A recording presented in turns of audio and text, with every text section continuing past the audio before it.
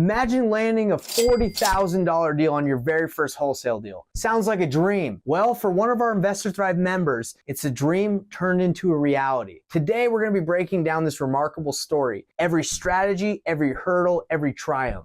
What's up, everybody? Welcome to another special episode on Investor Thrive. So today we're going to be exploring the step-by-step journey of this incredible first deal, also key strategies that made such a high profit possible, and all the lessons learned from Nick that did the deal. So before we dive into this call, I want to ask you to subscribe to the channel because it would mean a ton to me. So let's dive right into this call and let's figure out how Nick made $40,000 on his first deal and how you can too by taking what Nick did and applying it to your real estate journey. Let's talk about this deal. You're taking action. I know you're calling agents. You're calling to find buyers like I was showing you. Tell me how this deal happened. So this deal actually happened just through word of the mouth. Okay. I had friends at home who knew what I was doing. They knew kind of that I was investing in real estate and helping. A lot of people thought I was flipping at the start, but then they realized, I'm doing this new thing called wholesaling. And a lot of people don't know what that is. Right. Believe it or not, a lot of professionals in real estate who've been in it for 20 years plus don't even know what it is. Right. I mean,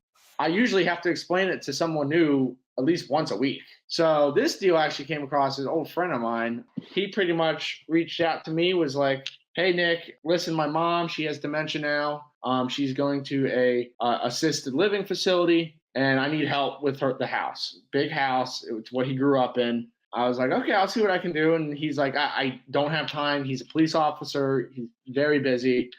And I said, "Okay, I can definitely help you out and get the ball rolling, and hopefully we can work together." So he didn't want to list. I told him to. I was like, "Listen, listing is going to be a lot more process. You're not going to sell as fast as you want to unless you maybe consider going down my path about what I'm about to tell you." So he was all open for it. So you told them, because a lot of people are like, "Whoa, are you sure you want to?" Other people are like, "Should you tell them? Should you not?" I always tell them, "Yeah, list it because you're going to make the most." Yeah. Looks like you did the same thing. Great job. Yeah, and if it wasn't for the fact that he's busy, he needs to sell, he needs to help take care of his mom, then he probably would have ended up listing it. Right.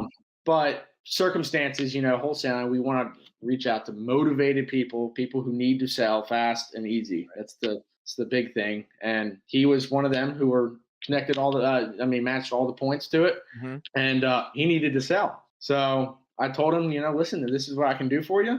And hopefully we can get you out of this situation. So at that point, I went straight into analyzing the deal. Okay.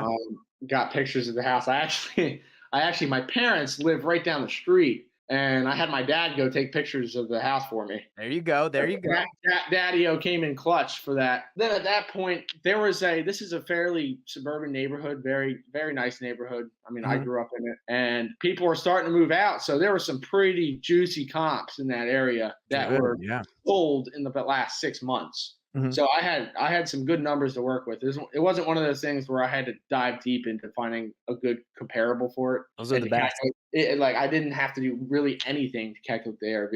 Okay. So then once I calculated that, it came out to close to, I was calculating around 650. And then I called an agent who actually sold 2 properties there this year in that same development. Good job. I told him to go. I said, "Hey, I got this property and getting ready to put it under contract. I was wondering if you could do your own due diligence on it, run by it, and we can work together. Maybe whoever I assign it to will flip it with you. I'll recommend you to them." And then just connecting all the great job.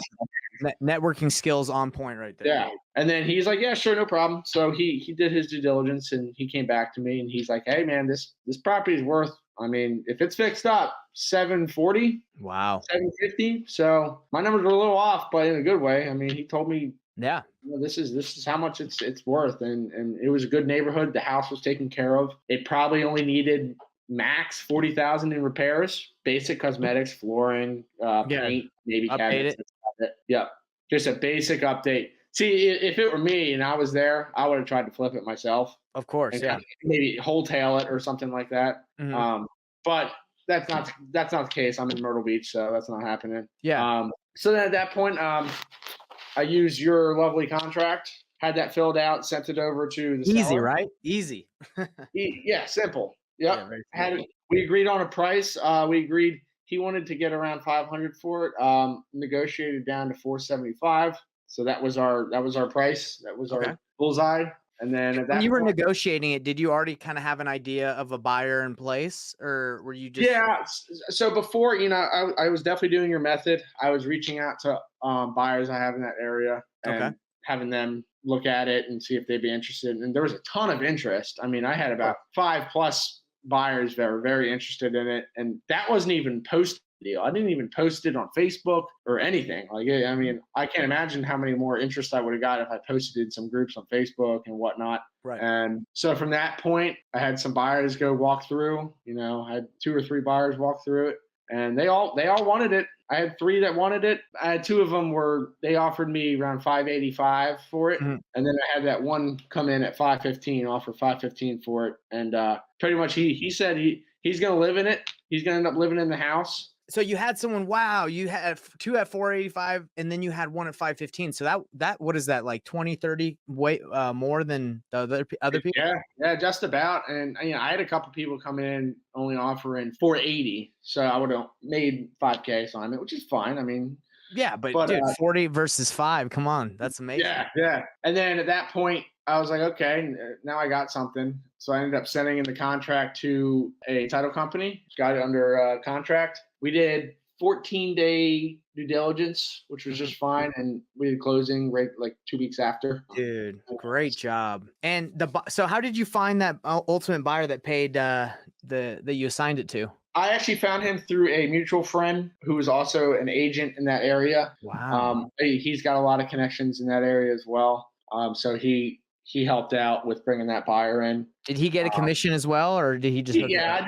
I paid him a commission. Cool, cool. Well, bro, So it's such a good buyer. Why not? Right? yeah, yeah. I mean, he did it. I mean, he handled bringing the buyer to the property, walking through with them, finding out what they want, and then it worked out. It was supposed to be a cash purchase, so I actually he wanted to finance a little bit of the deal. Mhm, So I used my chat GBT, asked them what I should do, and then mhm. based off your coaching and your training sessions, I had an addendum signed, and then I had some terms, purchase with the option to finance. Okay. So got that signed and then sent in. So it all went really smooth. I mean, there could have been a lot of hiccups in it, Yeah. but it So was did he end up getting a normal loan on it, or did he do cash? no. He put a majority of it cash down, Okay. and then he got funding for a small amount of it. Hmm. Interesting. So yeah, it was just, and then he's planning on living in it for now and flipping it. Well, those are your best buyers, the ones that are Yeah, willing to live in there while they fix it. They pay yeah, top dollar, as you can see with the other guys that came in lower. It's about finding the best buyer, right? Because you just explained to us that majority of people came in at 490, 485. So you're making like a 10K, 15K. But then through your networking skills, through reaching out to people in your sphere, you're able to find someone that paid, instead of getting 10 or 15 K wholesale fee, which is good, you made yeah, 40 because you yeah. were you were really resourceful. Amazing. Right, right. Yeah, I swear it's all talking to people too. I mean, if you can just pick up that phone and dial. I mean, the amount of people I've met through just talking and meeting up with them, it's actually insane. And Yeah. I know it's going to help me out in the long run. Yeah, for sure. And the cool thing about this is like zero marketing spend, right? On this one, it was all Yep, through 0. relationships. Like Yep, a lot of people, like on their first or couple deals, they have to spend like 27, $10,000 to get their first deal. Obviously, you've made some investments, but in yeah, yourself. But this is like, hey, this is pure profit in the sense is like you didn't have to pay off any marketing right. to get this deal. But It's even amazing. then, in the past, I mean, you remember, Nate, when I was in the program consistently, I Mhm. had about 5 to 10 deals I had under contract all fall through, Right. and it was just, minor things like either my numbers were wrong or I didn't find the right buyer. I didn't reach out. I didn't have a long enough time to find and dispo the deal. Right. So, and then this one, it just worked. I mean, it couldn't have been more smooth. I say that like I barely had to do anything Well, the cool thing about it too is you're transparent the whole way through with your buyer. You're just like, hey man, Yeah. you should list this. And he's like, nah, I really need to get it done quick. And you're like, okay. So then you call your buddy and you're like, hey, this is what's going on. I can get you a commission, send them through. So, you know, it's not shady. It's not feeling, you're not feeling weird. Right. You're just, it was smooth and it was easy. Hmm. And about the deals that, you know, you've done in the past, I think a lot of people when they first get started, you know, it is not knowing like what the number should be, right? Or it is not Right. knowing what buyers, you know, you should work with. But now you just explained how you got this deal. You did a great job at running the comps. You leveraged an agent to kind of tell you what he thought it was worth. Great job. And then you leverage your relationships to find a buyer. So you, Yeah. it looks like all through the trial and error, it got you to a point where this was smooth. Oh yeah. Because maybe if you would have gotten this when you first started, it probably wouldn't have been that smooth for you. Oh no, no, definitely. I mean, if this fell in my hands when I first started, I can almost guarantee you I would not have been able to close. I would have messed something up. I would have done something wrong, and I can almost guarantee I would not have been able to close. And how cool is that now through the experience that you've had since you've gotten started? Now it's like, dude, it was smooth because it's not that it was smooth for everybody. Like you just said, it was smooth because of the things you went through and what you learned, which is amazing. Right. What'd you think of that video, everybody? Freaking awesome that Nick was able to do $40,000 on his first deal. My first deal made $5,000. So Nick crushed it. What'd you think? Leave a comment below so I can know exactly what you thought. It means a lot to me when you engage because I really want to know what you're thinking and what you think of the video. See you on the next one.